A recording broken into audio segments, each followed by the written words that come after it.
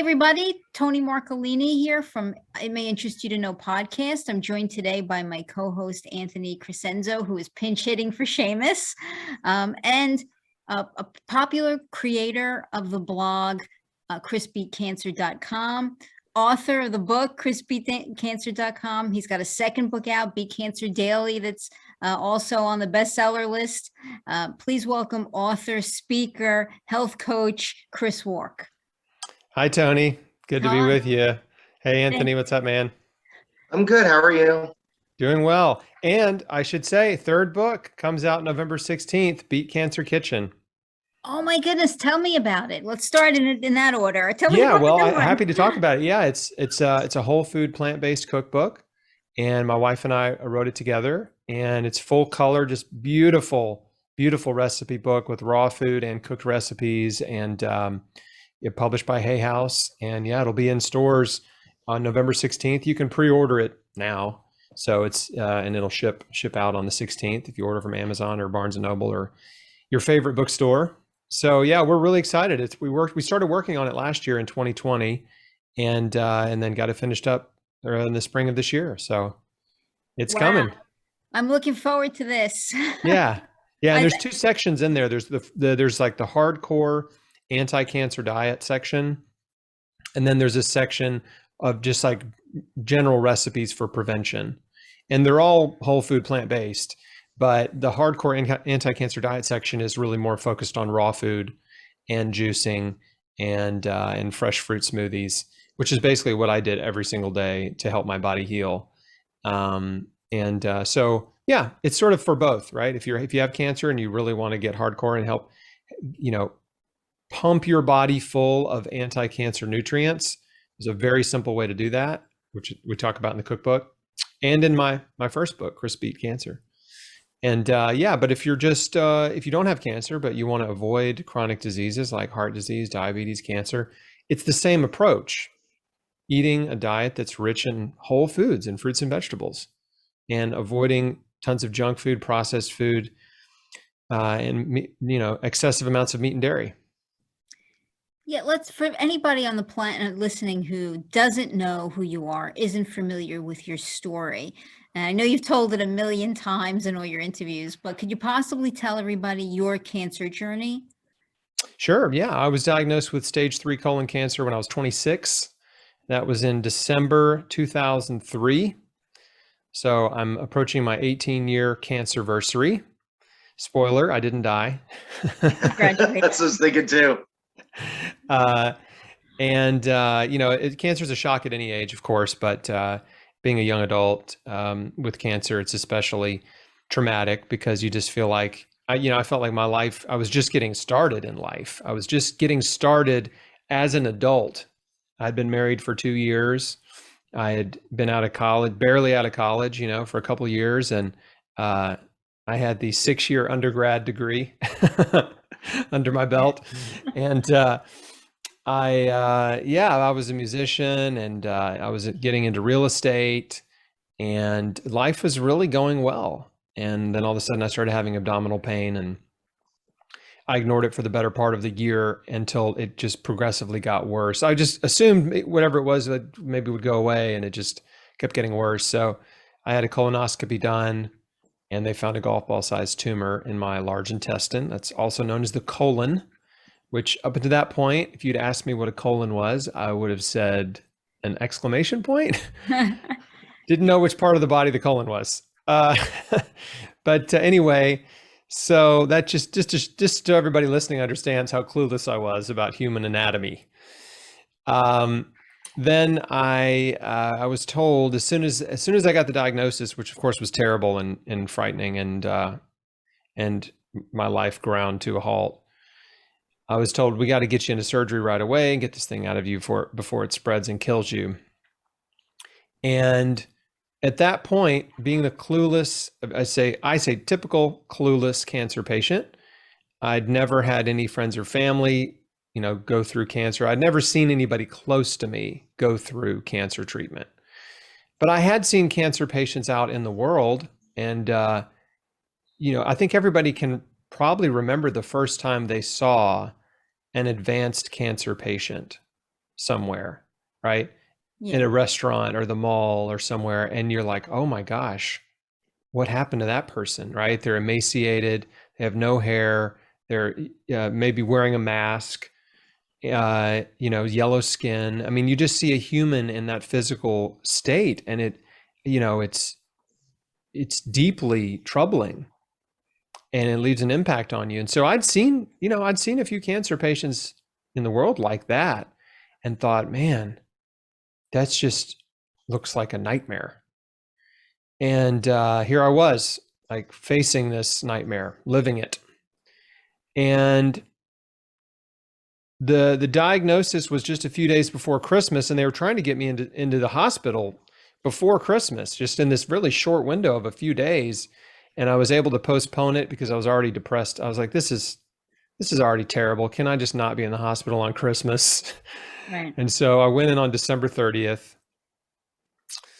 And they took out a third of my large intestine, third of my colon. When I woke up, they said, it's worse than we thought. We were hoping you'd be stage 2, you're stage 3C, which means it spread to your lymph nodes. The cancer is spreading. And we took out everything we could see, but you're going to need 9 to 12 months of chemotherapy. So that's, it was kind of like, now it's worse, right? And a couple things happened in the hospital that got me thinking about my life and my future and my, the cancer industry. And the first thing that happened was the very first meal that they served me after cutting out a third of my guts and stitching them back together was a personal favorite of Anthony's, the Sloppy Joe. Yeah, dude. Is that good for you though at that point? What's that? Is that good for you though at that point? It's not good for you at any point. Yeah. At no point Yeah. is a Sloppy Joe good for you. The Sloppy Joe is like, it's a funny food item, really, because they don't serve them in restaurants because nobody likes them. And the only place, as far as I know, you could get a Sloppy Joe would be like summer camp or the military or prison.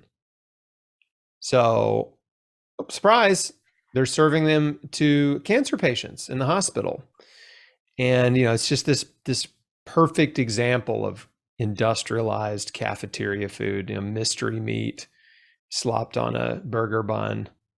So that got me thinking, like, man, like, why are they serving this terrible food to sick people? And then a few days later, they told me, okay, you can go home. And my surgeon came in to check on me, and we had a conversation. And I happened to say, hey, is there any food I need to avoid? Because I'm thinking, okay, they just cut out a third of my large intestine. They sewed it back together. Everything you eat is going down the tube, right? There's one big long tube, mouth to anus. I don't want to eat the wrong thing and like screw up the surgery, right? Or like, will hot sauce melt the stitches? Like, I didn't know. So he was like, no, just don't lift anything heavier than a beer. So that was it. That was all the dietary advice I got from my abdominal surgeon. And I went home and was recovering, trying to get off, weaning myself off the pain medication and recovering from the surgery, because they cut through my abdominal muscles. And so it was kind of hard to get around while that was healing. And but as I sobered up, I started thinking about my life and my future. And I saw myself as a cancer patient, as, an advanced cancer patient. That was frightening to think about, is that what I am to become?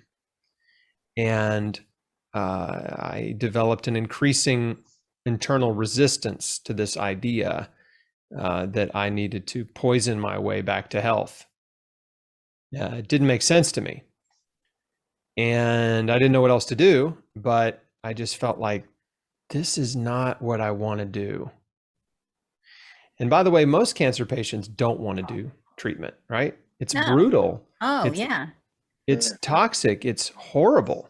The experience of it is absolutely horrible. And you suffer, right? There is suffering. And, but most patients do treatment because they're told there's nothing else you can do. This is your only option for survival. That's and right. not only that, they're also told there's nothing you did to contribute to your disease. Cancer is just bad luck, or it might be bad, it might be bad genes, might be genetic. But nothing you did contributed. No, you don't have to quit smoking. No, you don't need to lose weight. No, don't change your diet. No, don't get on the internet. Don't get on the internet. I mean, this is what doctors tell patients. Yes, you can eat anything you want. In fact, here's a sheet you can take home with some very high calorie foods, because we want to make sure you don't lose any weight. So make sure you're eating pizza and drinking milkshakes and eating ice cream so you get enough calories, because we just want you to have enough calories while you do chemo. And what happens is this conversation where a patient says, how did I get cancer? And the doctor says, we don't know, but it's nothing you did. That turns them into a powerless victim of disease, right? There's nothing you did to contribute to your current situation. Therefore, there's nothing you can do to help yourself. Except, you're right. I mean, that's how it's couched. Yeah. The only thing you can do to help yourself is show up for treatment. That's it. And we'll do the best we can to take care of you. And the chairs are really comfortable. And we have snacks. We have donuts and Diet Coke and blankets. And we will just take such good care of you while you get your chemo. And to me, this is egregious, borderline medical malpractice to tell a patient there's nothing they did to contribute to cancer, because we know what's causing cancer. It's not a mystery. We know exactly what causes cancer. And unfortunately, doctors are not taking the time to educate themselves on the medical literature and scientific literature. They're not taking the time to educate their patients on what they can do to help themselves survive and thrive. And what we know is that somewhere around 90% of cancers are caused by three factors: diet, lifestyle, and environment.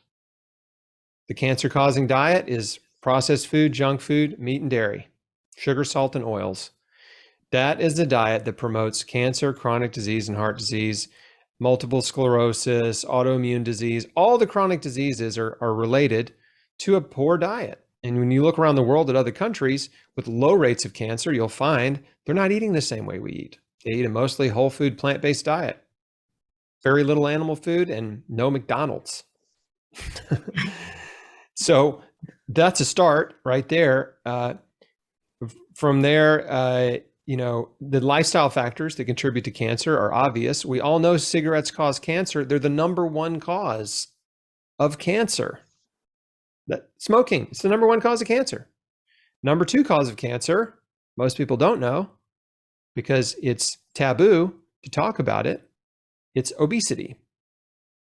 Yeah. Obesity is the second leading cause of cancer. This is not Chris's wacky theory. This is from the National Cancer Institute, National Institutes of Health, World Health Organization. I mean, all the major health bodies in the world agree, right? The evidence is sufficient. Obesity is the second leading cause of cancer. And the reason it's the cause, because it's kind of like, well, how does being overweight cause cancer? That doesn't make sense. Because when you're overweight or obese, you're carrying a lot of excess fat. And fat cells produce hormones that fuel cancer growth, like estrogen. Estrogen is good in small amounts. It is toxic and harmful in large amounts. Fuels cancer growth. Fat cells also release molecules into your body that are pro-inflammatory. So they cause inflammatory conditions in other organs and tissues in the body. That's why people who are overweight and obese also have other health problems typically. And most importantly, there's a study a couple of years ago that really blew my mind, which the researchers found that immune cells in an obese environment are also obese. The immune cells take up excess fatty acids. They become clogged, bloated with these free circulating fatty acids that are released by fat cells, and it makes them slow and sluggish. So when you're overweight or obese, your immune cells are slow and sluggish and ineffective. This is also why obesity is one of the highest risk factors for COVID-19. It's the same phenomenon. It's a weakened suppressed immune system. So the good news is weight loss strengthens your immune system. It restores your immune system. It frees it up from this burden, and it frees up your detoxification organs. It frees up the whole system from unnecessary strain and burden and inflammation. Exercise, most of us are sedentary, so we know that exercise contributes to a healthy body weight. We know that a diet that's rich in plant food contributes to a healthy body weight. There are other lifestyle factors that are health destroying. Pharmaceutical drugs can wreck your health. Illegal drugs can wreck your health. Alcohol is a known cancer causer, can wreck your health and your life. So these are all things that we can control, right? And that's really the message that I'm trying to communicate to the world, is that you're not a powerless victim of disease. Your choices matter. And if you have problems in your life, they say everything in life happens for a reason. Well, I like to add, and most of the time, the reason is you. You're the reason. Not always, but most of the time. Your problems are your fault. And if you're willing to own your problems and own your mistakes and take responsibility for your life, then that's empowering. That means if I created this problem, then I can work to solve it. I can make changes to my life that will improve it. And over time, it will get better. So I can break out of this vicious cycle of disease where you're spiraling downward and create a virtuous cycle where you're spiraling up, right? Where things get better day by day by day. And it all boils down to just making simple changes to your daily routine, right? What you put in your mouth, right? The way you take care of your body, how much sleep you get at night, the way you think, the way you act, the way you treat others, and choosing to remove stress from your life, which I'll talk about in a minute. But so this is all stuff that I did not know when I had cancer. This is all stuff that I've learned in the almost 18 years since then that I talk about in my books. But it's important that I took that rabbit trail so that everyone understands, like, this is the problem with the cancer industry, is that patients are disempowered. So there I was trying to decide what to do and not feeling good about chemotherapy. And I'm a Christian. My wife and I prayed about it. And I said, God, if there's another way besides chemotherapy, please show me. I don't know what to do. Like, show me. Give me a sign. Give me direction. Please give me something. And 2 days later, I got a book that was sent to me from a man in Alaska who was a friend of my dad's. I'm in Tennessee. And this book was written by a man named George Malcolmus, who had colon cancer back in the 70s. And he changed his diet. He adopted a raw food diet and started juicing, and his body healed. A year later, no tumor. And that one story was all I needed to spark this just little bit of hope in my heart, in my mind, in my life, that I could get well, that I could heal. And that really is where it all starts, is just the belief that you can get well, which is so powerful. And patients just aren't even told this. They're not told you can get well, you can heal. And I don't really fault the doctors, because frankly, the doctors aren't seeing very many patients get well or heal with the treatments that they're using. So they tend to be very skeptical and not believe that people can heal, because their patients aren't healing, right? They're giving them really, really brutal treatments, and they're suffering, and they slow down tumor growth for a period of time, but it comes back and it gets worse, and they spiral down and they die. Chris, had they given you any indication of survival? Yeah. Like what were your chances? Yes. So I'll get to that because that's coming up in the story.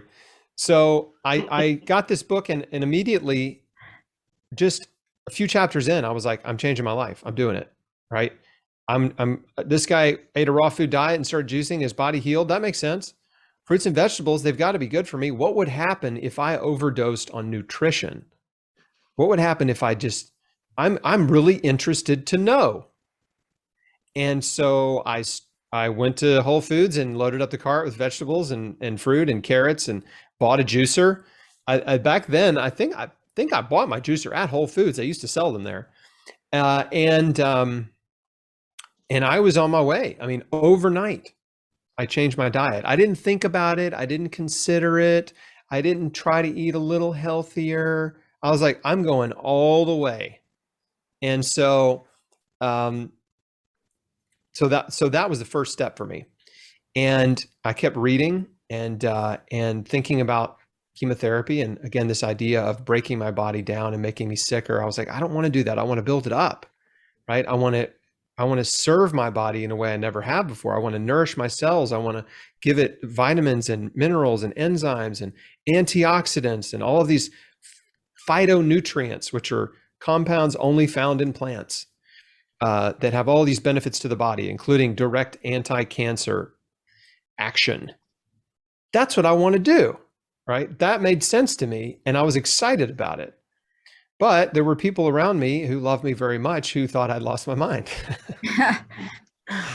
And they thought told you were, me, I just want to make sure, I'm sorry for a sec. They thought that you were going crazy because you were trying to take care of yourself? yes. Yeah. Okay, that's This different. this is an extreme diet, right? Chris has lost his mind. He thinks he's going to heal himself with food, with, carrots or whatever. And I, of course I was talking about not doing chemotherapy. And so there were people in my life. Okay, now I understand. Yeah, who were very concerned that I was not going to do chemotherapy. And they were saying, you have to do chemo. You have to do what the doctor says. If you don't, I know somebody who tried alternative therapies and they died. And I'm like, I didn't know how to respond to those kinds of challenges. I just knew, look, I prayed, I got an answer, and I know it was an answer to my prayer, and I'm doing it. Like I'm doing this. I know I have to do it. And I know you don't understand. I know you think I'm crazy, but just please understand, I am doing this because I want to live. I want to get well. And I believe this is going to help me. So I had a lot of pressure, and, I went to see an oncologist to appease people around me who love me again. But in that meeting, I was told you have a 60% chance of living 5 years with treatment, which is not very encouraging. It's like, well, 60%, that's pretty close to 50%. And we know 50% is a coin toss. And I'm like, yeah, okay. I asked him about the raw food diet. I'd been on it for 1 week, and he said, no, you can't do that. It'll fight the chemo. Okay. That's what he said. That's weird. Yeah. And then I said, well, are there any alternative therapies available? And at that point, his demeanor changed. Just like, it was like Jekyll and Hyde. And he became arrogant and condescending and just basically said, no, if you don't do chemotherapy, you're insane. And then he kept talking and just kept talking and talking and talking and just saying everything he could think of to convince me to do chemotherapy. And the message was pretty clear. It's like, if you don't do this, you're going to die. And he did say one weird thing in the middle of the diatribe, most of which I've forgotten because I was so overwhelmed by fear and panic and anxiety. And, when you're afraid, your brain shuts down. You become like a deer in the headlights, and like your memory stops recording when you're afraid. But he said, yeah, they literally do that in TV shows all the time, where it's like the doctor's talking to you, and then you start having an internal monologue, and you just, the doctor's doing this, but you're not hearing them at all. You're just like, oh my God, is this really happening? And then you lose half of it, which is why a lot of times now you have to go in with a recording device because you're never going to remember half of it. Excellent advice, which I tell people all the time. Record every conversation you have with a doctor. Mm-hmm. Just record it. You're not going to remember it. They may say things that are very strange when you listen back, that make sense at first. And then you listen back, you're like, what? So anyway, at one point he was talking and he said, he was like, look, man, I'm not saying this because I need your business. Which was like, yeah. I mean, it's like, wait a second, what am I buying, a used car? Like, what is happening right now? And, it's like, I wasn't thinking about the business of cancer treatment, and it is a massive business, right? Doctors Yep. need patients to make money. Every patient is worth 300,000 plus in revenue, and they need a steady supply of patients. And what I talk about in my books, there's about 5 chapters in my first book, Chrisbeatcancer, which are an expose on the medical, pharmaceutical, and cancer industries, and all this stuff I've learned that just blew my mind, like what's happening behind the scenes in these industries. But it's basically just all driven by money. And 60% of private practice oncologists make 2/3 of their income from the profit on chemotherapy drugs. Think about that, 2/3 of their income from the chemo drug profit. It's the only segment of medicine where the doctors are allowed to profit off the drugs they prescribe. Normally, when you get a prescription, you go and you buy it from Walgreens. You don't buy it at the doctor's office. And that's to eliminate this conflict of interest. But not in the cancer world. In the cancer world, the doctors and clinics mark the drugs up and then tell you you have to take them, and they make a nice profit. So anyway, I didn't know that back then. But that, again, he did this sales technique on me called the push away. That's basically what he did. And I had a sales background. So I was like, immediately was like, this is the push away. He just did the push away on me. So I, In the doctor's office when you're trying to talk about chemotherapy. Yeah. So despite that, I was still so consumed with fear that I just sort of like obediently got up and walked to, left the meeting, went to the desk and made an appointment to get a port put in a few weeks to start chemotherapy. Because he had manipulated me so effectively with fear that I was just like a helpless, like malleable blob. And this is what fear does. Hey, look around, look at the world the last 18 months or whatever. Look at what fear does to people. When you're in a state of fear, you will make irrational decisions, hasty decisions that make no sense whatsoever, and often have a lot of long-term consequences that are not good. And when all this stuff started happening with COVID, I was just like, I know this playbook. And one thing I'm always telling patients is, look, don't ever let anyone rush you into a decision out of fear. Fear-based decisions are almost always the wrong decision. You can't think clearly and rationally and logically. You can't make a wise decision when you're in a state of fear and panic and worry and anxiety and stress. But there I was making an appointment to start chemo, and my wife and I walked out to her car after the appointment and sat in her car and just cried. And I mean, it was a really low point. I was just devastated, really, and it's really tragic that so many cancer clinics are just fear factories. Patients go in there hopeful and they come out of there hopeless. And that was me. And so I just choked out a prayer, and, we went home, and I'm just so thankful that I had several weeks, about 3 weeks before I was supposed to get this port put in. And I just fired up the juicer. I just kept going. I was like, well, I might as well just keep doing what I'm doing. I don't know if I'm going to do chemo or not. I just didn't know what I was going to do, but I was like, I know what I want to do right now, and I've got it, and I'm going to do that. And so when the day came to start chemo, to get the port, I didn't go. I just woke up that morning. I was like, I'm not doing it. Maybe later, but I'm not doing it now. What I'm doing now is I'm changing my life, and I'm going to help my body heal in every way possible. I'm going to change every aspect of my life that I can change in order to help myself get well. So, now, what year was this? What year that was January 2004. 2004. So the internet is not what it is today in January. No, it wasn't helpful. Yeah. The internet was not helpful. There was no social media in 2004. There was, except for MySpace, but there was no YouTube. So I didn't find any helpful information online. I went from book to book to book to book. And in some ways that was kind of hard because there wasn't a whole lot of books out there.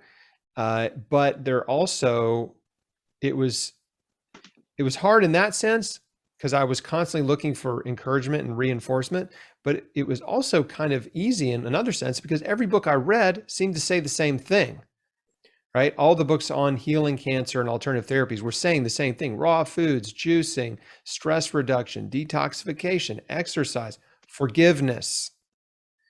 And so I kept seeing these common themes from integrative doctors and survivors who had written books.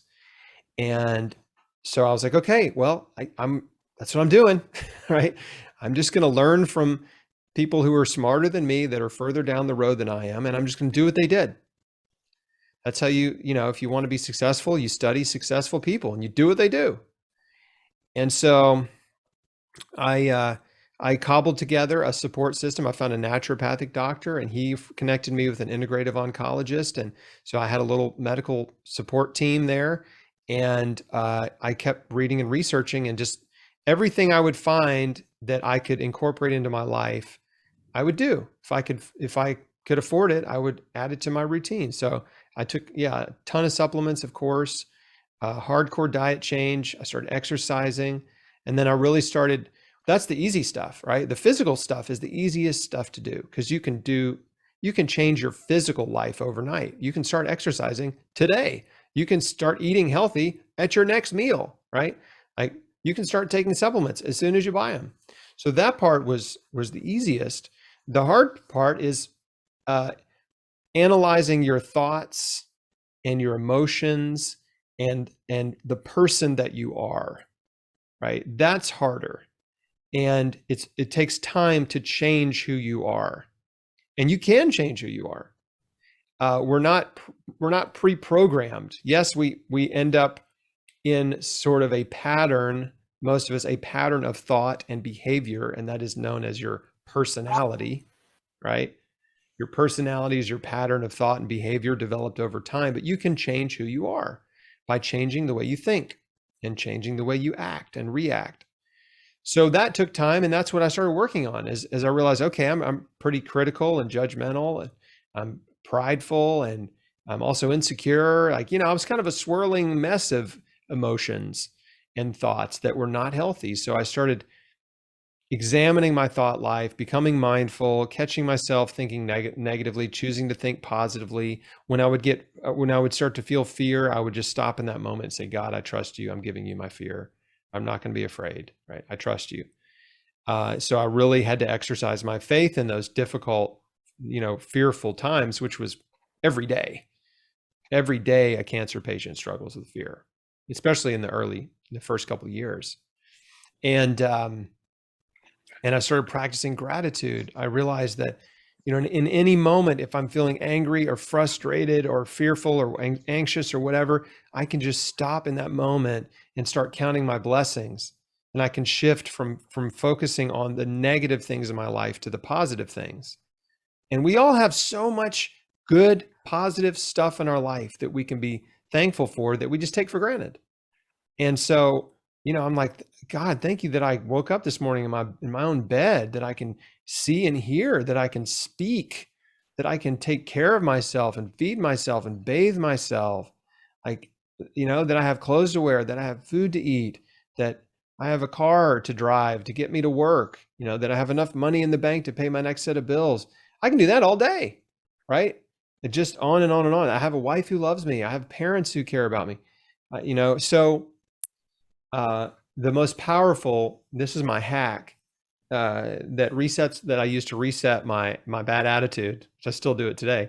If I start to develop a bad attitude, I just stop and say, you know what? Right now, there's someone dying in the hospital who would give anything to trade places with you. That's spot on. Yeah. Right?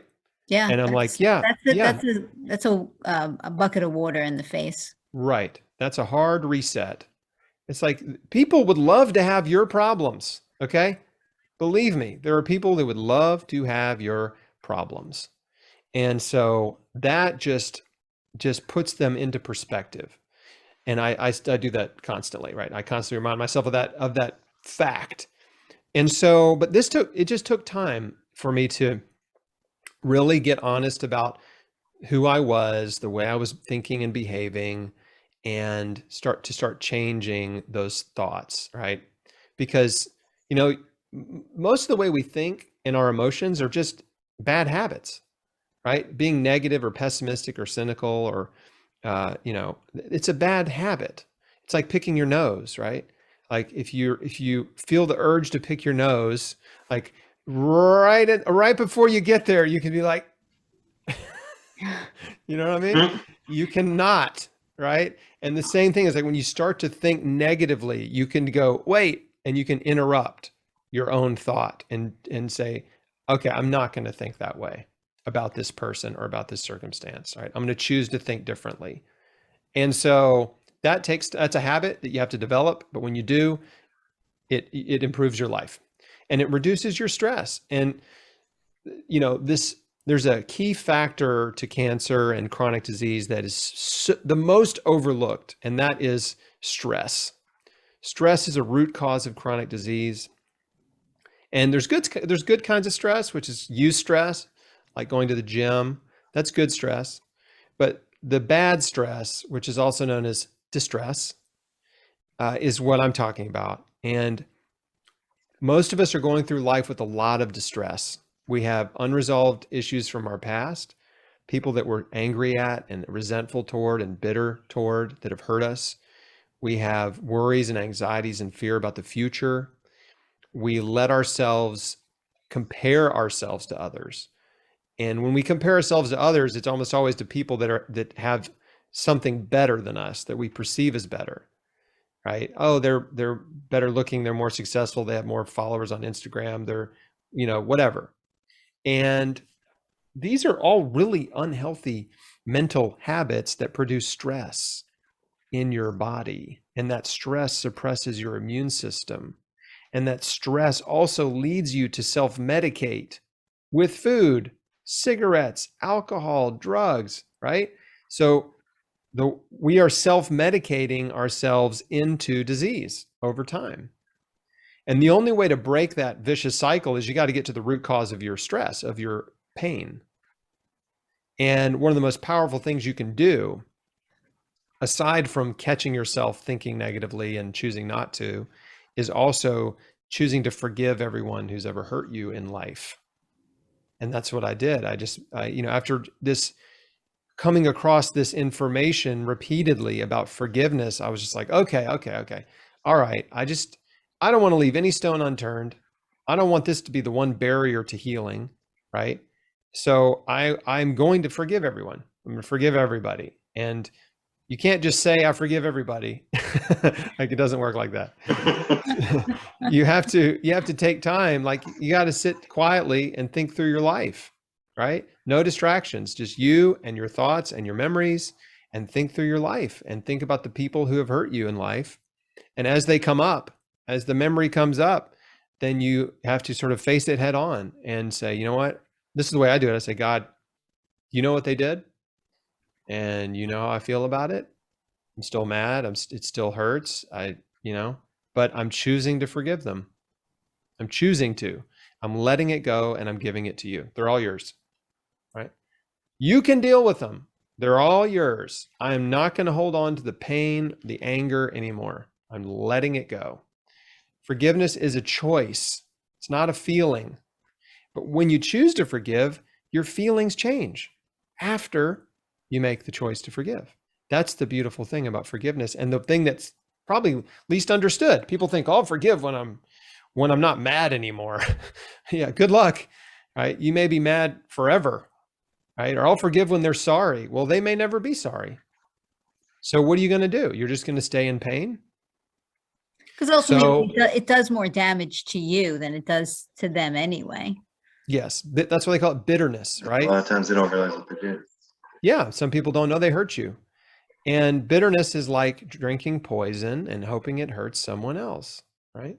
That's what it is. It poisons you. It makes you. And you know, if you look at elderly people, okay, there are two types. There are the happy ones and the unhappy ones, right? And you can tell a person who has just been negative and bitter their whole life, because they become more negative and bitter and sour and angry and awful, right? We've all met people like this, just old people that are just awful, right? And they didn't get awful overnight, right? This was a progressive. And so, you know, I decided to work through this process of forgiveness, and just one by one in multiple settings. And I wasn't working with a psychiatrist or psychologist or anything like that. There's nothing wrong with it, but I was just choosing to take time. And anytime, sometimes you're going through life and something reminds you of someone, right, who hurt you in some way. And then when that would happen, I'd be like, oh yeah, I hadn't thought about him or her. Okay. All right. Well, God, I forgive them, letting them go. They're all yours. And really, if you really want to take it to the next level, you ask God to bless the people who've hurt you. Ask him to bless them. Jesus said, love your enemies and pray for those who persecute you. And he gives good advice. It's good advice. Loving your enemies, that's hard. And praying for people that persecute you, that's hard. But when you do it, man, I'm telling you, it heals your heart.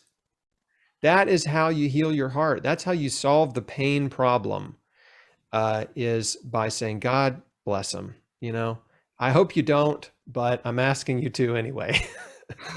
Wow. Right?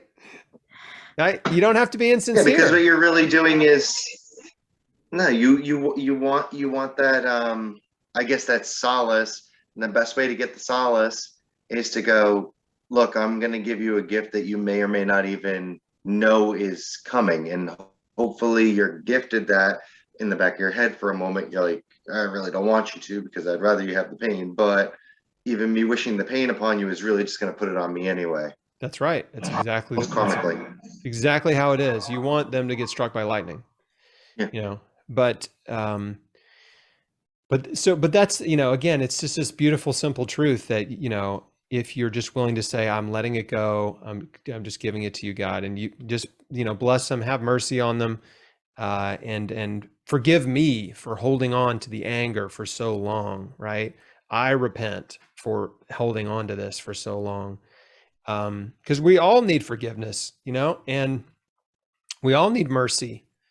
And so this is the most powerful thing you can do for your health, for your mental health, your physical health, is forgive the people who've hurt you. I'm just telling you, it is miraculous what happens when you choose to forgive. And I've met people who, they did everything right, so to speak. They, super healthy diet, and they did all the treatments and the therapies and all this kind of stuff, and they didn't get well. And they were angry, right? They were resentful and angry, and they were just a ball of bitterness. Like that was the one thing they wouldn't do. And so stress really can overwhelm everything else, right? And so anyway, these are things I talk about in my books a lot. Talk about it a lot in Beat Cancer Daily. I talk about it a lot in Chrisbeatcancer, the book. I don't really talk about it in the cookbook. Okay. Although I should have put a page in there and called it, now, like, you always have the best ideas after the book is like published, right? I should have had a little page in there called A Recipe for Forgiveness. Anyway, but actually, can I ask you a direct question about your cookbook? Yeah, sure. Okay. Because I'm probably going to wind up reading your book anyway, because my dad had colon cancer, and now, like, I don't know, like for the past few years, I've been constantly thinking to myself, I'm probably going to wind up getting it too. So I just keep going and getting my colonoscopies and all that fun stuff. In fact, there's like a terrible video that I did that my boss thinks is the most hilarious thing in the world, about like how I went in for a colonoscopy, and I didn't realize you should never drink coffee before that. It was the consultation. I didn't realize that a consultation is not just talking. So regardless, I wanted to find out from you, because you changed your eating habits. You were like crazy young, 26 years old when you found out about this. Right. So you definitely had a lot of similar food interests to what, like, I would have. what is like the things that you're like, I wish that I could still eat this? And do you occasionally just eat whatever you want anyway? And what are things that are like, even in your own diet, you're like, I can't stand that, but I know I got to eat it every once in a while anyway? Like for me, I hate liver. I know I hate liver. I can tolerate it, but I just don't like the way it tastes. It just like, Well, I'll never tell you to eat liver. So there's no liver in all the right, so perfect. in my new cookbook. Good news. So I wasn't a big vegetable eater. You know, I was eating fast food, junk food, and processed food, right? I mean, I was a fast food connoisseur, and Memphis is a beer and barbecue town. So like, yeah, I mean, I went to eating from that to eating just giant salads and fresh fruit and smoothies and juices. And so what I did was I figured out a way to make it taste good and enjoy it. I had such a strong motivation because I was going to die that I was like, I don't care what it tastes like. Is it good for me? I'm going to eat it. And so, but I did come up with this really delicious salad dressing that's like apple cider vinegar, olive oil, curry powder, oregano, Italian seasoning. It's like all the spices and sauerkraut. I mean, it's just this crazy sort of mixture of all these delicious spices. And it just made the salad taste amazing. It just made it so good and savory and mouthwatering. And so I figured out, okay, I can just put this on, you know, broccoli, cauliflower, kale, cabbage, onions, mushrooms, and, you know, lentils. I can put this dressing on this huge bowl of vegetables and it's good. I like it and I can eat it. And so anyway, so that's what I did. And that was you know, I ate that every day for lunch and dinner, every single day, every day, just the same meal every day, because I figured out quickly, like, these are the most potent anti-cancer foods. So why would I eat something less potent? Right. So anyway, so I was hardcore for many years. And then over time, as I got better and it was clear that, okay, you have prevented the recurrence, cancer's not coming back, you're healthy, then yes, I loosened up. I'm not a raw foodist. I still eat a plant-based diet. The new cookbook's all plant-based. There's honey in there, but honey's a wonderful anti-cancer food. So it's not technically vegan, but it is plant-based. And so, but yeah, sometimes I'll splurge and eat something like ice cream or something. Yeah, that happens. But it's what you're doing most of the time that has the biggest impact on your health, right? It's like, what are you doing most of the time? And so if you step back and you like, look, okay, I'm eating 21 meals a week, right? What am I eating? What do those meals look like?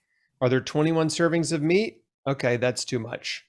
Am I eating tons of like white bread and processed food and sugar and salt and oils? Yeah, okay. So like for me, my diet is about 98% plant-based. Yeah, occasionally like I said, if take the kids for ice cream or something, maybe I'll have a sorbet. Or my dad was sick. He had Parkinson's and he wanted me to take him to get a cheeseburger. And we went and got cheeseburgers. You know, so it's like those kind of things, which I call, those are special occasions to enjoy recreational food. And yeah, that's what I mean, that's what it is. It should, and that kind of food is not harmful when it's this tiny little sliver of a percentage of your diet. But the problem is here in the United States and most of Europe and Canada and Australia, we're eating just too much bad food every day and not enough fruits and vegetables. So that's really that the was deal. actually going to be the follow-up too. That's exactly how I was going to follow up, because I was like, I wonder like how many cheat meals he has, because occasionally you're a Christian, you're still going to weddings, you're still going to birthdays and things like that. Are you able to like indulge with the people that are around you so this way they don't feel, because I'm sure you realize that, like, you know, if you're only eating what you can eat, eventually people are gonna feel kind of not off put, Weird but about it. yeah, exactly. It's like, Yeah. okay, we got all, like, when you bring a kid in who you know has a peanut allergy, and now all of a sudden everybody else is like, oh, well, I thought we were gonna have peanut butter and jelly sandwiches. Well, we can't because Dan's allergic to peanut butter. So if anybody's eating it and breathes on him, he's gonna die. That's a little more awkward, because then, you know, that affects what everybody can eat. Whereas me, I'm not disturbing anybody else's meal. But when I was in the really hardcore phase, I would do one of two things. I would either eat before I went, right? or I would bring my food with me. So I'd put the big salad in a Tupperware thing, and I'd just bring it with me to get together or whatever. And I would just eat that there. And I had the cancer card to play. You know, it's like, you know, I'm on this like hardcore anti-cancer diet, you know? It's like, so people didn't, I don't think they felt weird about it because they're like, oh yeah, he's got cancer. He's like, he's eating this like special diet. So really that I'm the wasn't same. hard. Right before a lot of my shows, because it's always like I do so many shows that are like Italian American, and they're like, oh, we'll bring out pizza and pasta for the comedians, and I'm like, and then they look at me and I'm like, I ate when I was at home, and they're like, really? I'm like, yeah, because I never know. And then you guys are just gonna serve me pasta and pizza all the time. I'm like, look, I'm already heavy, like not heavy, but like heavier than I should be. My doctor's like, yo, when I got COVID, he said, go get the bag of antibodies because technically you're obese. And I'm like, really? He goes, yeah, you're like 10 pounds over. I'm like, I didn't know that. He goes, yeah, just go get that done. But regardless, I did the exact same thing as you, and I'm just like, you know what, let me just eat beforehand, because what they're going to serve me over there is probably going to get me sick over the long run. Well, yeah, and like what you said is a perfect example, because when you get serious about your health, you do have to plan ahead. Like you've got to plan your meals. You got to know what you're going to eat each day. Otherwise, you're going to get stuck hungry, and you're going to end up just settling for whatever is closest and fastest and easiest. And so, yeah, so it's just a little bit of advanced planning of like, okay, I know what I'm eating. I'm packing my lunch, or I'm packing my dinner, or whatever. And then it becomes sort of easy. And that's why, like, I was eating the giant salad every day. It became so easy. So I'm like, I don't even have to think about my meals. I know what I'm eating every day for lunch and dinner. I'm eating the same thing. And It frees so, up time. huh? And it frees up a ton of time, It frees too. up a ton of time. It frees up mental energy. It makes going to the grocery store really easy.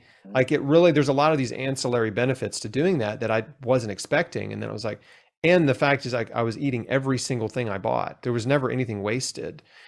So I got really efficient at knowing exactly what to buy every week, and I would eat it all. And so all that was, those are just things I learned along the way. But the larger question, I think that, or the answer that you're maybe looking for, or that listeners are probably wondering, is like, okay, I don't have cancer, but I want to eat healthy.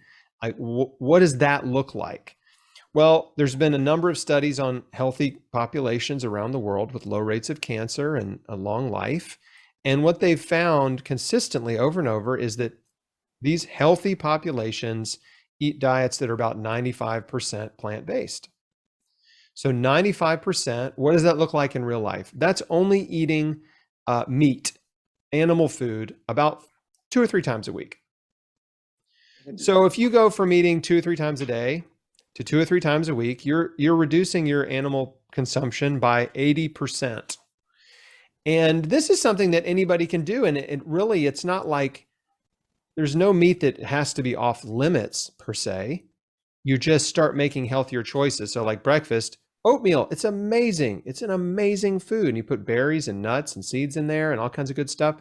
It's delicious. Like lunch, giant salad, fantastic. Dinner, lots of cooked veggies. So you can do baked potato, sweet potato, black, brown, or red rice, green beans, all the beans, right? Black beans, lima beans, navy beans, whatever, any beans you like. You could do spinach or kale. You can do a little salad with it, but you have a big, delicious plate of cooked vegetables, maybe a salad with it. And all of a sudden, you've just eaten 100% plant-based that day, like, right? And your smoothie, your berry smoothie. I have a great. Thank you for bringing up of- the smoothie. Right. You can have the smoothie for breakfast instead of oatmeal, or you can have it for lunch instead of a salad, or you can have it as a snack.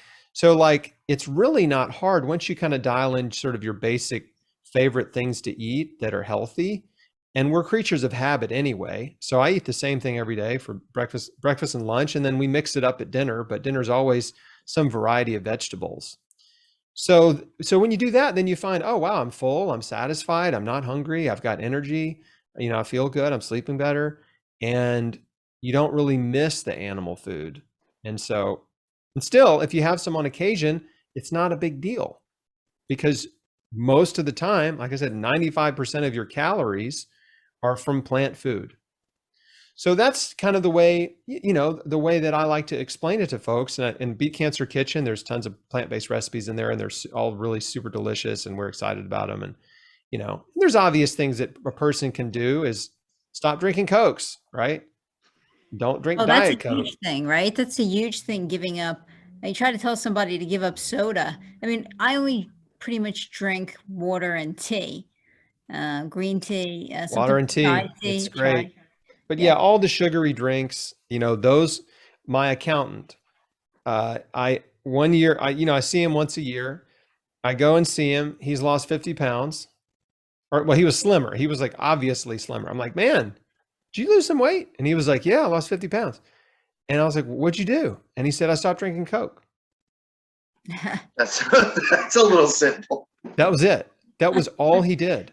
He stopped drinking Cokes. And he was drinking, I need to refresh my memory on this, but he was probably drinking, like 4 or 5 Cokes a day. And Wow. that's a lot of extra calories, sugar calories. And that's the only thing he changed. And he lost 50 pounds. So, I mean, sugary drinks are they are sneaky weight promoters for sure. And so, fresh And fruit and vegetable diets are juices. even worse. How about Diet Cokes, Chris? I mean, that's Yeah, even Diet worse. Cokes are not helpful either. There's this actually reverse mechanism where they've, the aspartame and these sugar substitutes can trigger more weight gain than the actual sugar. So no, you're just better off, drinking water or fresh juices. Fresh fruit and vegetable juices are wonderful, or teas. Yeah, that's a simple shift that any person can make, and all of a sudden you're consuming less calories, and you will lose more weight. And the cool thing about fruits and vegetables, you can stuff yourself with fruits and vegetables. You do not have to be hungry. You do not have to ever be hungry, and you will naturally consume less calories because processed food is very calorie dense and whole foods are not. So they'll fill you up, but they have less calories. An easy way to think about it is oil. There's 120 calories in a tablespoon of oil, right? 1 tablespoon of oil, 120 calories. Guess what else has 120 calories? A banana,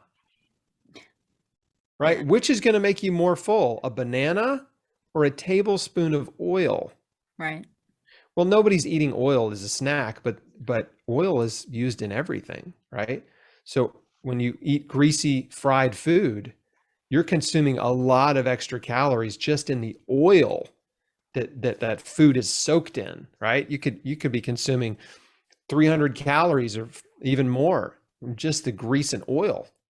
So that's one thing that can easily be eliminated is excess oil. So, but again, it's whole foods. They're easy. They taste good. Your taste buds will change the more you eat fruits and vegetables. You start to like them more.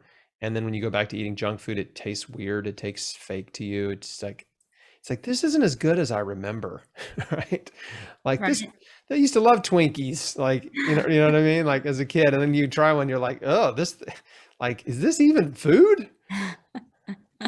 So, I think having said all that, my big message is that we all have the power to make simple changes every day to our lives, and if you just take a little time to shift your routine, right, to identify, potentially bad habits and replace them with good habits, and then just stay consistent over time, you develop this healing momentum, right? Where your health improves, right? You lose excess weight, your energy improves, you sleep better, you feel better, you look better, right? And then internally, your immune system is stronger, your circulation is better, like really things that are super important to prevent chronic disease and infectious disease are happening on the inside that you can't see. So, that's the message. Your choices matter. You can radically change your future with the choices you make now. Now, you started Chrisbeatcancer.com. For anyone who hasn't visited that site, definitely worth your time. And the site really pulls together a lot of the advice you talked about now, including links to a lot of medical studies. I mean, this isn't just your opinion. In fact, it's backed up by a lot of different studies, not just a few. There's so much science, so much more than you can even read. It's so vast, reams of studies on diet and lifestyle, what we call lifestyle medicine, on the incredible health promoting transformative benefits of eating fruits and vegetables, nuts and spices, herbs. I mean, yeah. So yeah, there's plenty of science to back it up. Plenty. But you know, even if there wasn't, I think the truth is self-evident. You know, I think any person, when you tell them, hey, you need to eat more fruits and vegetables, they're good for you. They come from the earth. They don't come from a factory. I think most people are like, yeah, you're right. You know what I'm saying? Like they don't, do you have a study? Can you prove that's true? Right? You know, Yeah. we can, and I love reading nutritional science. I geek out about it. I love it. But at the end of the day, it's like, we don't need any studies to know that, right? Just do it and see what happens. Now, your book, because I've read your book, titled appropriately by the same name as your blog, Chrisbeatcancer. And your book does break it up into like 3 different sections. One preventative, for anybody who was reading the book for the purpose of not wanting to get cancer or wanting to, change disease. 2, for the point of view of someone who has cancer and is looking for a way to cure it that's maybe not continuing to go through chemotherapy or to go through what I consider conventional choices. Also for whom maybe they were discharged from conventional choices, right? There are many people who go through radiation and chemotherapy and then get sent home to die, right? So they're stage 4, they're told there's nothing else that can be done. We'll just keep you comfortable, and they get sent home from that point of view, and they feel out of options, and perhaps come to you at that point in the game. And then kind of an expose on the cancer industry, so that I think you're able to take a clear look at both sides. That you always have to, when you're a patient, you always have to think and ask questions and reason. It's not just accepting everything you hear, but rather thinking about it intellectually. That's why I think your book is so very powerful. Thank you. Yeah, and you're right. I mean, the thing is, obviously I said no to chemotherapy. You walked away from chemotherapy after 2 treatments, right? And It was a few treatments, but yeah, I was very okay, sick. I didn't finish chemotherapy. yeah. And, I don't tell people not to do it because that's medical advice, right? So I don't say don't do it or whatever. Like I don't tell people what to do and not to do. But what I do is, as a patient advocate and survivor, I help educate patients and their loved ones and anybody who wants to know on the perils and pitfalls of conventional cancer treatment, right? Because there's a lot of unknown risks. Well, I'd say unknown to them, but known to the scientific and pharmaceutical industries. There's a lot of risks. There's a lot of side effects, and patients are just rarely told. They just don't know what they don't know. And so, yes, I do spend a fair amount of time in the book explaining these things so that any patient can make the best decision for them, right? So they're just not going into treatment blind with their fingers crossed, like so many, just like, oh, I hope it works, right? So yeah, that's, it's just important. These are huge decisions, and you shouldn't be rushed into a huge decision like this, like with no information. And unfortunately, that is the story of every cancer patient. They're rushed in out of fear. They have no idea what's in store. And many of them come to me later saying, I wish I'd never done treatment. I wish I'd known what I know now. It was a huge mistake. My body's wrecked. They've sent me home to die. They didn't cure my cancer. And so it's so much easier to heal when you change your life early, right? Early in a diagnosis. It's harder to heal after you've been brutalized and your immune system's been wrecked by chemo. And, it causes head to toe damage: brain, liver, lung, kidneys, wrecks your immune system, your bone marrow, causes hearing loss, vision loss, peripheral neuropathy. I mean, wrecks your digestive system. Chemo causes head to toe collateral damage. And so then your body's got to recover from all that damage. In the meantime, cancer cells are often aggravated by chemotherapy. And what I mean by that is like chemo will shrink part of a tumor, but it won't kill the cancer stem cells. And so the cancer stem cells are what started the problem in the first place, and they become more aggressive after chemotherapy. So they kind of go into hiding during chemo. And then when chemo's over, they become more aggressive and start spreading more rapidly because, for two reasons, they're more aggressive and your immune system is gone. So the system in your body that is trying to keep cancer at bay just got wiped out. And that's the paradox. That's the double-edged sword of chemo. Yeah, you can slow down a tumor in the short term, but you're making the cancer more aggressive in the long term in a lot of cases, and you're wiping out the patient's immune system. So they got no defenses when the cancer comes back. So these are things that, that patients need to really think clearly about. They need to read and research, understand their disease, understand the drugs that are being prescribed to them. They need to understand what their odds of survival are with these treatments. There's there's work to do. If you really want to survive, you need to do some set aside time to really learn. And it can sound overwhelming, but hey, your life's at stake. So you got to do it. I created a free download called 20 Questions for Your Oncologist. It's on chrisbeatcancer.com. There's a link to it on every page of my website. And that is a very, very powerful guide in which I give you 20 questions that you need to ask. You don't have to ask them all, but you'll probably want to ask some of them.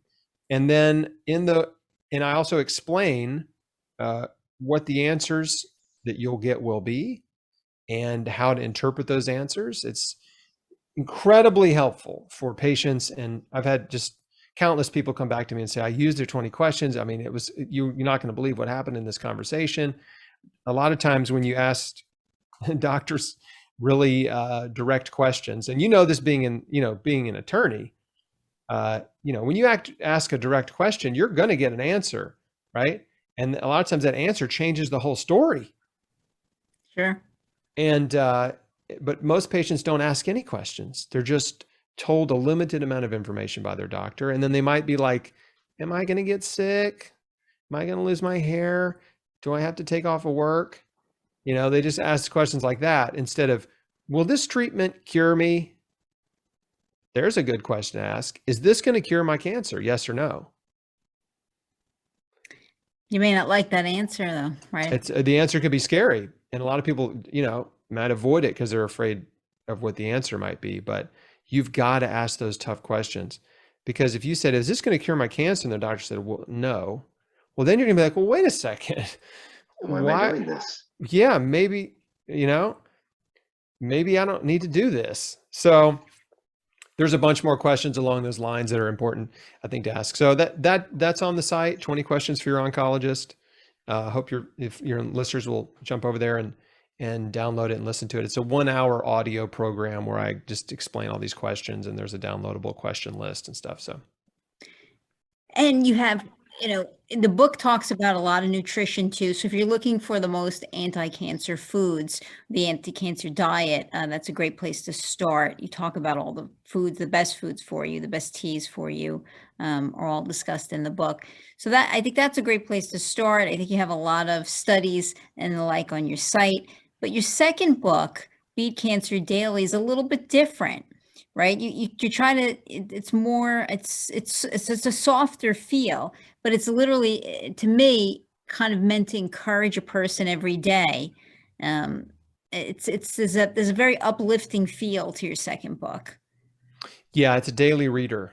So it's 365 days of inspiration, encouragement, and action steps to survive and thrive. That's the subtitle of the book. So yeah, it's just meant to be read 1 page a day, like a devotional or a daily reader. And yeah, it's 100% geared toward what I just said, encouragement and practical advice. Because, you know, this is a one day at a time journey that you're on in life or in healing. And every day, you know, you need to be reminded of the things that matter, the things that are most important, so you don't lose your focus. And so the concepts that I talk about in my first book, all the holistic healing concepts, I just kind of break them all down and into daily little nuggets. And there are, of course, recurring themes. It's not like you need to do 365 different things, right? These are just, recurring themes throughout the book about exercise, about eating plants, about reducing stress, about forgiveness, about choosing to think positively when you're, you know, in the middle of a negative situation, things like that. So yeah, that book was a labor of love, and it was really fun to put together. And yeah, we've got a lot of great, that came out about a year ago. Yeah, we're coming up on the 1 year anniversary for Beat Cancer Daily. I have to admit it, I gobbled it up in a few Oh, you did? You couldn't resist. Had to read it all. I just kept going once I That's started. great. I've heard that a few times. Now, you said you're coming up with a new book that's a cookbook. So that's really, if somebody wants to learn about delicious ways to serve food. That's a question I get. I mean, I'm also on a whole food plant-based diet, and people say to me all the time, well, I mean, isn't it, I mean, horrible? Like, how do you, there's no flavor to that kind of food. And I, like you, have found ways that work for me. I mean, I was struck by something, because you do a course too. The name is escaping me, but it's Square One. Square One. Yeah. So the Square One class, and as a service to the community, I have to say, I mean, you put it out at least once or twice a year free of charge, where somebody can, you know, sign up with you, and as over a, you know, it's like a 7-day period or so, you know, they have access to it. 10 days. Yeah. 10 days. Okay. Yeah. Mm-hmm. And you know, you talk about all the steps that, you know, you just talked about now in detail. You have one on stress, you have a couple on the anti-cancer diet. So I highly recommend that as well. But I think the biggest question I get all the time is, how do you make that food, you know, edible? Like, I just couldn't. If that's all I had to eat, I wouldn't want to live. Like, I get off the cuff, like, just, you know, negative remarks like that all the time. I say, you know what? I was struck by something you had said in one of your videos, that your taste buds change, right? My taste buds acclimated to the new food. I mean, I found ways to prepare it that I enjoyed, and now I can't even go back, because if you know, if you're out and you're in a setting where you have no choice, maybe to grab something that's off your, you know, off your diet. I mean, I can't take one bite, and I'm like, like, I can't even enjoy it anymore. Yeah, and I can relate to that. There's a lot of, you know, I'm around a lot of food options and things in life, and a lot of it just doesn't appeal to me. I just don't. It's not like I'm like, oh, I want to eat that. Oh, I shouldn't. I'm just like, it's not appealing to me. But the thing is, you know, I think you give me any person who's like, how do you eat that way? If I think I could serve them any recipe in our new book, and they would be like, this is amazing. This is delicious. You know, they wouldn't think twice about it, you know? So I think most people do enjoy vegetables, right? You just got to prepare them in a way that makes them taste good. And sometimes it's just a very simple way, or sometimes it can be, you know, fancy with lots of spices, or, you know, like, you know, like Indian cuisine or Thai, and we've got a lot of recipes from around the world in the book, because I love, you know, Ethiopian, love Indian, love Thai, of course, love South American and Mexican food, Italian food. So, like, yeah, we've incorporated a lot of that, a lot of those type recipes. In fact, there's one of the recipes from my book is on Chrisbeatcancer. We just posted it last week, and it's a North African stew, and it's sweet potatoes and cashews, and there's lemon in there, and it's just delicious. It's incredible sweet potato soup, but it's very hearty. It's also got kale in it, and a bunch of stuff like garlic and onions. It's just loaded with anti-cancer foods. But I would challenge anybody to taste this thing and not say it was amazing. So So yeah, I think Italian. it's not hard to eat healthy and enjoy it. It's you just have to be you have to branch out and try some new things that you've never tasted before, right? And then you realize, oh wow, this is really good. I could eat this, you know. Well, I'm looking forward to that. I want to check out the Italian recipes in there too. Anthony and I, both our ears went up. Well, There you first go. of all, the dressing that he was talking about, that you were talking about earlier, Chris. Yeah. I'm like, all right, I'm already kind of sold on the idea of that, like that you're pretty much having every day. Also, you probably already sold 1 or 2 books because my wife is listening to a lot of this, and Yes. she's been trying to push me onto more of that. She's in love with lentils, and I'm like, whatever. But Oh, I she's love been listening to lentils. the majority of this podcast, and that's why, like, every once in a while, you'll see me like turn to the side because I'm like, okay, let me see what she's actually perking up about. Yeah, legumes are amazing. They're one of the best health promoting foods. You know, black beans, garbanzo beans, split peas, chickpeas, lentils, like all the legumes are fantastic. And even being Italian, you know, whole grain pasta, right? Don't get the white flour stuff. Get whole grain pasta or get like chickpea pasta. Or there's a lot of pastas now made from legumes instead of flour, and it's a whole food and it's healthier. So you can still enjoy, you know, pasta, that pasta satisfaction. And we have a couple pasta dishes in the new cookbook using whole grain or like a split chickpea pasta, and they're great. So yeah, I mean, it's not hard, just small shifts really, and you'd be surprised at how easy it is to make these little what we call pantry swaps for healthier stuff, and you don't miss the other stuff. Well, Chris, I know you have to go, and we went over on your time, and you have another appointment to get to. So I'm sorry, and I appreciate that you Oh, it's stayed. been fun. Yeah. I recommend please go out and get his book, Chrisbeatcancer. The second book, Beat Cancer Daily. Look for the new recipe, the book of recipes coming up. I know I'll be looking for it. Beat Uh, Cancer Kitchen. You can pre-order it now. oh, you can pre-order. I'm Yeah. all over it. Yep. Yep. Amazon or Barnes and Noble or any bookstore can pre-order it for you. And we appreciate you coming on. It's great advice, even if somebody isn't struggling right now with cancer. These are, really appropriate choices to change your life. I mean, this helps pretty much any disease you may be afflicted with. I mean, the same diet is going to help diabetes and almost anything else you have. I mean, this is going to make a difference. So I highly recommend it. If you're a person interested in science, you're going to get links to all the studies that Chris is basing his information on there on his site. And I think he has if I remember correctly, it's been a while, but I think you have a footnote section in your book as A well. very, very long one. Yes. Yeah, that you referenced. Yeah. Yeah, because I read, you started me on that, but I actually got a lot of the studies and read them from scratch. So, I mean, yeah, I mean, it's there. I remember being struck, and just throw this in and I'll let you go because I know. But the ginger, there's a great study for ovarian cancer about using chemotherapy on the ovarian cancer cells and using ginger on the ovarian cancer cells. Both kill the cells. However, only the ginger killed the stem. The chemotherapy did not kill the stem, but the ginger did. And you'd mentioned it, and I said, "Can that be? I mean, that doesn't sound right." So I actually pulled the study and read it, and it's the truth.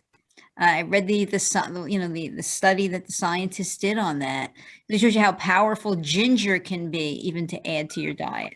Garlic, onions, and ginger, yeah, are some of the most powerful anti-cancer foods. And yeah, it's true. There's a number of compounds in plant food that kill cancer stem cells that chemotherapy does not kill. So it just makes sense to get as much of this stuff in your body every day and let it use what it needs, and it will. Thank you, Chris. Thank you for coming on. Thank you for talking about your books. We'll put links, and if you're watching this on YouTube, we'll put links in the comments below how you can get to Chris's site and to buy Chris's books. And I'm going to say, I guess, for all of us here, I'm so grateful that you came on. I think you're doing an invaluable thing spreading this information out there into the world. Nutrition matters. you know, how you live your life matters. So for all of us here, Thank you both. thank you. For all of us Thank here you. that interest you to know, bye.